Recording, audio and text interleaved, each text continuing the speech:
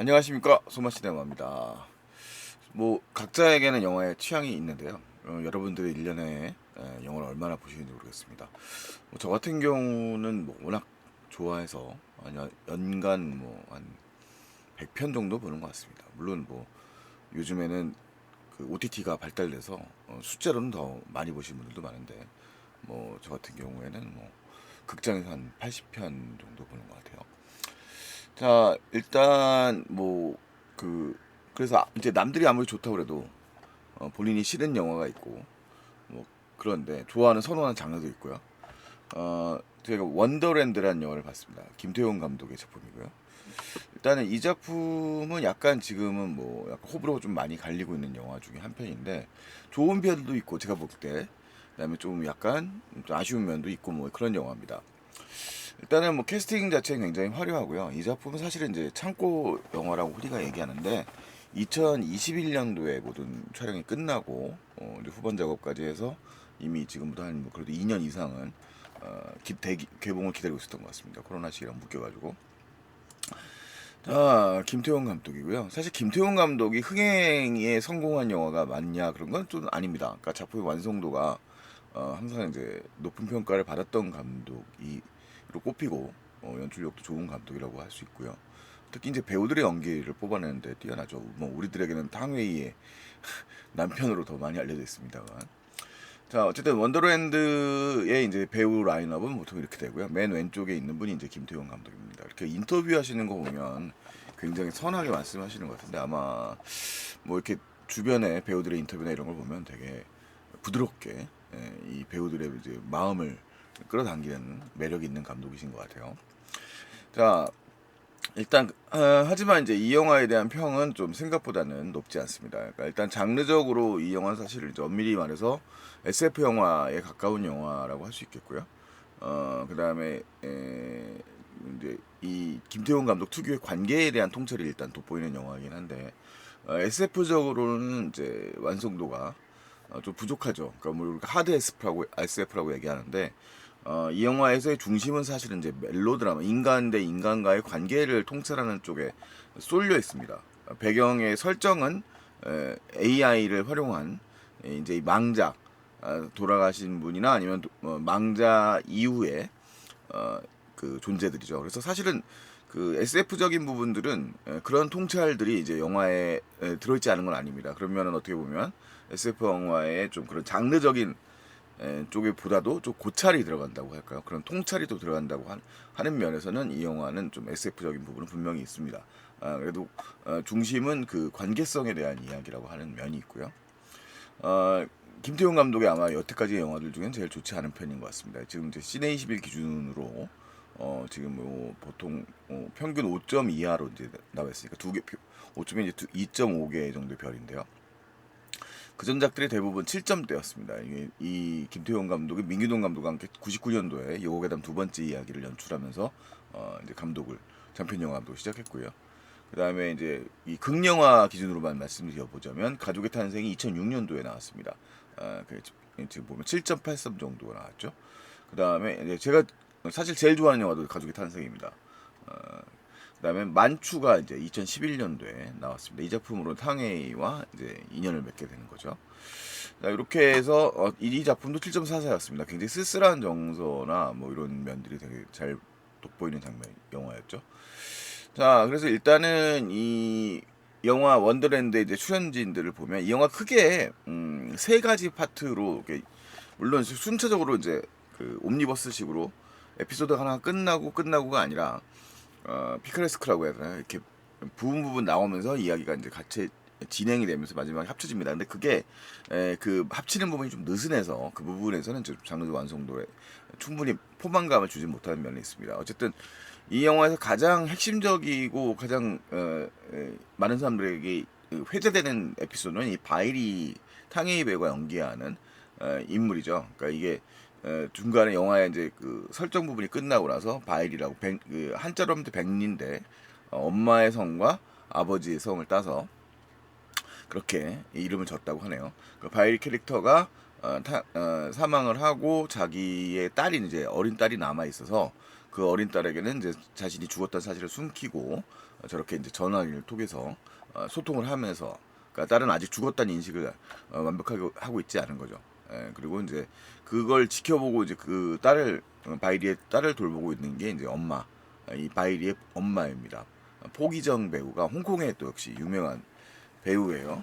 뭐 그 허하나의 영화라든가 홍콩의 많은 영화들에서 주로 어, 엄마나 이모 역할들을 많이 했던 배우입니다. 바이리 이 역의 탕웨이하고는 크로싱 헤네시에서 연기를 한 바가 있었던 배우가 연기하고 있습니다. 그래서 아니 중국 계통의 배우인데 이게 제가 뭐 홍콩 영화 많이 본 지가 꽤 돼서 이제 누군가 해서 연기를 굉장히 잘하신다 그랬더니 이제 그 포기정 배우더라고요. 찾아보니까요. 자, 그 다음에 이제 이 하나의 에피소드는 이제 연인 이야기입니다. 태주 역할의 박보검과 그 다음에 정인 역의 수지가 연기를 합니다. 이 에피소드는 그 바이리가 나오는 탕웨이 에피소드에 비하면 폭발력은 좀 떨어지는 느낌은 있고요. 이 모성이라든가 그런 좀 본질적인 질문에 쑥 들어가는 면에 좀 약하기 때문에. 근데 이 두 배우가 연기하는 그 감정의 촉촉함은 확실히 또 있는 에피소드라고 말할 수 있겠습니다. 그리고 이제 그 중심축에는 이 원더랜드를 운영하고 있는 베테랑 사원인 해리 정유미 배우와 그다음에 최우식 배우가 연기하는 현수 역할의 에피소드가 이제 영화의 중간에 있고요. 이들의 에피소드는 이 원더랜드 시스템, 그러니까 이제 사망 후에 AI를 개발시키고 가상 공간 속에 존재하고 그다음에 살아있는 사람들과 소통하는 사람들의 이야기들 중에 이야기들이 그 시스템을 설명하고 그다음에 그들이 갖고 있는 이 시스템이 갖고 있는 장점과 단점을 모두 이들의 만나는 인물들과 함께 설명하고 있는 부분이라고 말할 수 있겠습니다. 그래서 영화에서는 이 최무성 배우가 연기하는 캐릭터의 경우에는 좀 이 시스템의 긍정적 측면이에요. 이미 사망의 사후를 준비하고 가족들과 그 이야기를 하면서 그것을 유쾌하게 받아들이는 캐릭터로 이 인물이 등장을 하고요. 이 인물은 이제 영화 속에서 현수 역의 최우식과도 이제 연기가 돼서 그 부분에서는 좀 영화의 이제 그 결말 부분에 좀 약간 에필로그 같은 부분들도 활용되고 있고요.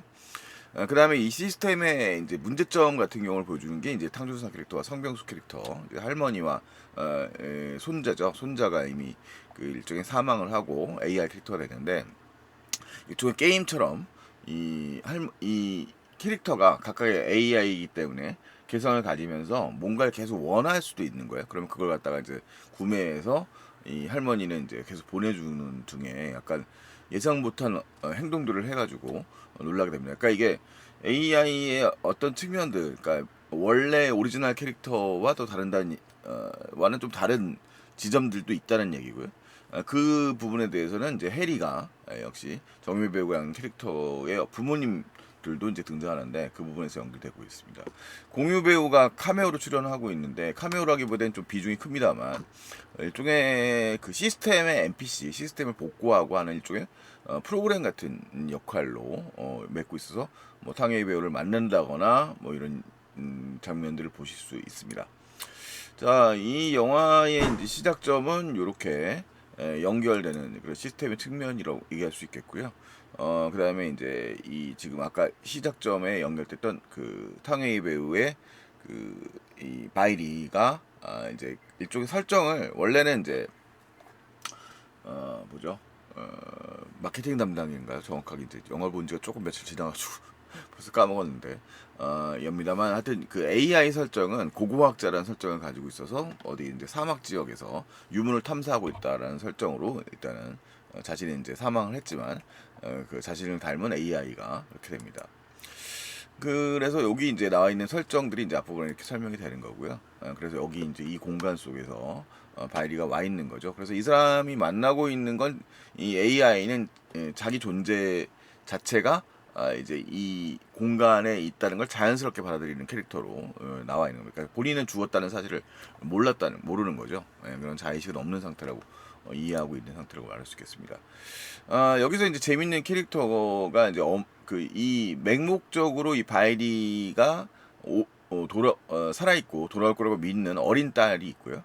반면에 바이리의 위화감을 느끼는 인물로 이제 엄마가 등장합니다. 엄마 입장에서는 이미 바이리는 죽었고 그 바이리인 것처럼 행동하는 AI 캐릭터와의 소통은 불편하죠. 그래서 그런 장면들이 포함되어 있습니다. 요 지금 이제 수지 캐릭터가 연기하는 배수지, 이제 영화에서 이제 수지라고 되어 있거든요. 정인 캐릭터는 스튜어디스입니다. 근데 이 정인 캐릭터, 이 수지의 연인인 태주는, 태주 박보검이 연기하고 있죠. 박보검 배우가 연기하는 이 캐릭터는 우주에 가 있는 설정이에요.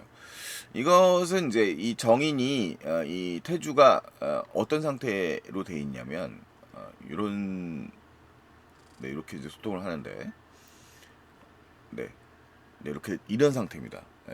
거의 이제 식물인간 상태로, 의식이 없는 상태로 되어 있습니다. 그러니까 이 사람들의 이벤트는 좀 이따 다시 얘기를 하고요. 이들에게 있어서의 갈등 요소는 무엇이냐죠.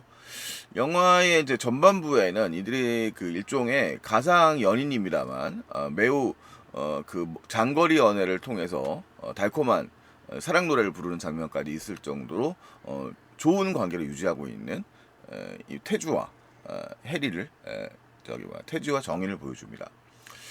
자, 그리고 이, 네, 바이리의 경우에도 이렇게 딸과의, 어떻게 보면 일을 할 때는 제대로 못 놀아줬던 딸과 소통을 제대로 하면서 이 딸에게 굉장히 헌신하는 모성의 모습을 많이 보여주고 있는 장면이 등장하죠. 딸은 오히려 이제 그런 엄마를 오히려 더 보고 싶어 한다는 이제 문제를 낳게 되는 거예요. 자, 그래 보면 이제 영화의 이제 중간을 가르고 있는, 이 관리하고 있는 해리 캐릭터, 정유미 캐릭터가 있고요. 이 캐릭터와 그다음에 이제, 네, 최우식이 연기하는 현수가 이제 같이 다니면서 보고 있습니다. 자, 근데 이제 어쨌든 물리적으로 떨어져 있다는 그 문제를 겪고 있죠. 그래서 이 AI에게 돌아와라고 이제 농담을 던지면 나도 가고 싶다라고 말하면 못 가는 거 알잖아, 이런 식으로 대응을 합니다. 그리고 이제 이, 어떻게 보면 정인이 생각하는 태주는 아주 완벽한 연인이에요. 권리 떨어져 있지 않지만 매우 정인에게 어려움을 주고, 정인이 이제 뭐 좀 건성거리는 부분이 있으면 그에 대해서 대답을 해주는 인물로 등장을 하고요. 이 탕웨이가 연기하는 바이리의 경우에도 아까 얘기했던 대로 이런 문제를 겪습니다. 근데 영화의 중반부에 이제 위기가 오게 되는 상황들이 오게 되는데, 정인의 경우에는 태주가 와요. 태주가 깨어납니다. 식물인간으로 깨어날 줄 몰랐었던 태주가 깨어나는데 그 위화감이 형성이 됩니다. 태주는 뭔가 이제 그 뇌에 문제가 생겼기 때문에 그 전에 있었던 태주와는 다른 모습을 보여줘요. 파티를 갑자기 길거리에 있는 사람들이 갔다 와서 파티를 한다든가, 항상 정인이를 깨워주고 챙겨주는 역할을 담당했었던 인물인데, 자신의 자아를 이제 또 찾아가는 과정들을 또 갖게 되는 거죠. 근데 그것에 대해서 이제 수지는 일종의 고통을 받습니다. 왜냐면 이제 태주가 현실 감각이 상당히 떨어져 있는 상태로 살아가 있고, 그 다음에 몸이 완전히 낫지 않는데도 뭐 취업을 시도하는 등등, 뭔가 아직 사회 부정의 모습을 보여주는데, 그걸 뒤지다거리하는 정의는 매우 괴로운 상황이 되죠. 자, 그러면 그리고 이제 바이리의 경우에는 이 딸의 요청을 받아들여서 돌아오라는 얘기를 하는데, 왜 자신이 못 돌아야지라는 생각에 의문을 품게 돼요. 그러면서 자신이 죽었다는 사실을 분명히 모를 텐데 이 딸에게 가기 위한 노력을 하게 되면서 이 시스템의 끄트머리에 다가가게 됩니다. 그래서 이 시스템 자체가 이제 엉켜버린다라는 설정이에요. 이게 좀 약간 과학적으로 설명이 충분히 되어 있지는 않는데, 그런 점에서 이 영화가 하드 SF로서는 좀 약점이 있다고 말할 수 있겠습니다. 영화의 주요 공간으로 활용되는 것은 공항입니다. 사람들이 만나고 떠나는 공간이기 때문에 이별의 장소죠. 현대적 의미에서 이제 과거에 기차역이 담당했던 역할을 공항이 한다고 말 수 있고요. 실제로 영화 속에 스튜어디스와 스튜어드였던 관계였던 인물들도 바로 박보검 배우 연기하는 태주와 정희는 둘이 이제 그렇게 만났던 관계였던 거고요. 그 다음에 이제 이 바이리는 자신이 돌아가기 위해서 떠나고 돌아가기를 이제 반복해야 돼요. 근데 그 가상 상황에서 떠났을 때에 있는 것과 현실의 공간은 비슷한 듯 하지만 다른 공간입니다. 엄연하게. 그래서 그 공간의 설정들이 다른 거죠. 그래서 이 바이리는 계속 이제 엄마랑 이제 요렇게 뭘 선물해 줄까요? 막 이런 얘기를 막 하는데, 엄마는 그 부분에서 괴로워요. 이미 바이리는 죽었거든요.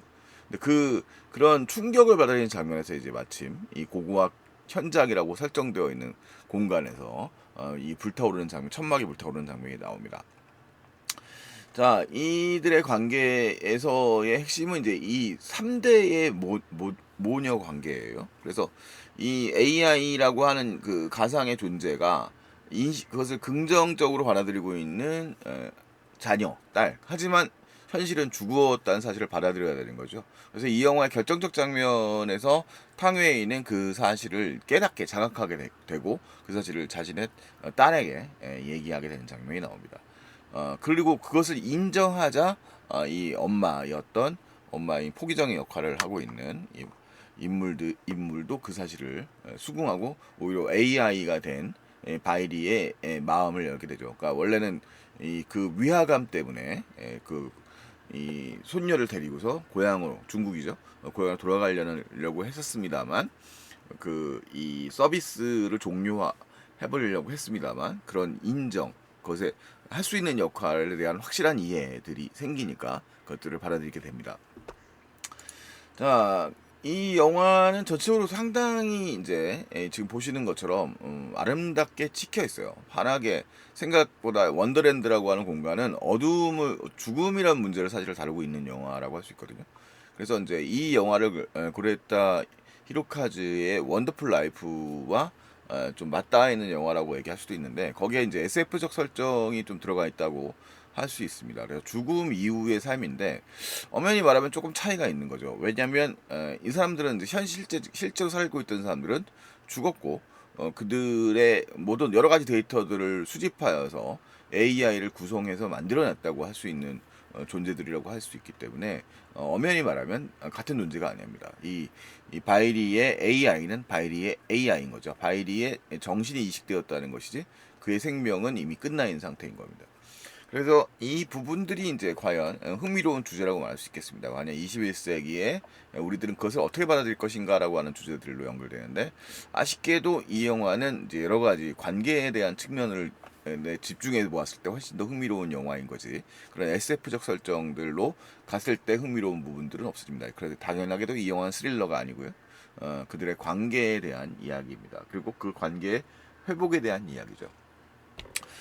그래서 결국은 이제 태주라고 하는 실체에 대해서 불편함을 느꼈던 해리도 이 태주와의 관계들을 갖다가 인정하게 되는 과정입니다. 그래서 결과적으로 이 영화가 말하고 있는 메시지는 이 서로의 다름과 이 자신이 원하는 그 욕망의 범위와 다른 존재들을 인정하고 있다는 것이지 않을까라는 생각을 뭐 슬쩍 해보게 됩니다.